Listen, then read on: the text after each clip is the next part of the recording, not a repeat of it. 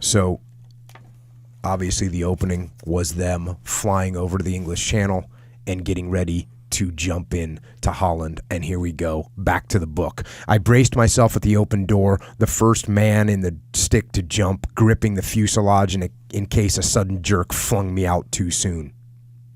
Leaning forward, the wind whipped my face, pouring over the details of the placid Dutch landscape below. I could now see one or two cyclists dotting the otherwise deserted countryside.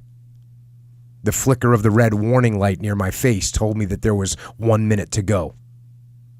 A railway line flashed below. The pattern of the woods was familiar as the view of the stable yard from the office window. The air photographs and the briefing model of the ground had imprinted the shapes on my mind. The pilots were dead on target. More often than not, in the old days, we had been dropped astray, but these Yanks always learned from their mistakes. I never saw the red light turn to green. Harrison's hand slapped my shoulder. I was out of the door.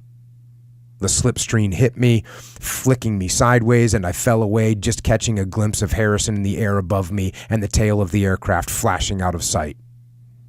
Then I was floating, suspended gently in midair, my parachute canopy high.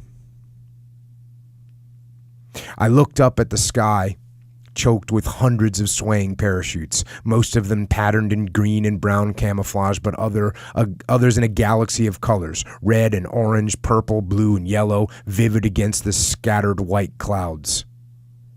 Every moment more aircraft arrived to disgorge their cargoes into the crowded air. Then I noticed the humming. We were being shot at from the ground. There were Boche on the drop zone. Something was badly wrong. An opposed landing with the enemy firing as we hung from our parachutes or tried to collect our weapons before we could gather into a cohesive force on the ground was something new for us in the British airborne forces. So as they're coming down, they're getting shot at. He uses this term throughout the book. He calls the German Boche, B-O-C-H-E. And where it comes from what I gathered, there's a French word that means, it could mean head, like caboche or something like that, and it also can mean cabbage.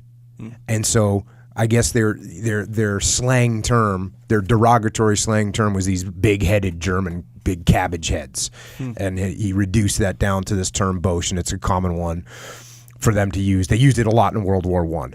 And so this is a hangover from that, but you're going to hear it throughout the book. That's how he's referring to the Germans. Back to the book. A sharp pain burned the knuckles of my left hand. Blood was seeping from my fingers. A bullet must have hit me, grazed me anyway. But now the heathland was rushing up. Raising my hands to lift the webs, I pulled and then the ground hit me with an uncomfortable jar. A bad landing. I lay in the sunken road, listening to the bullets cracking overhead.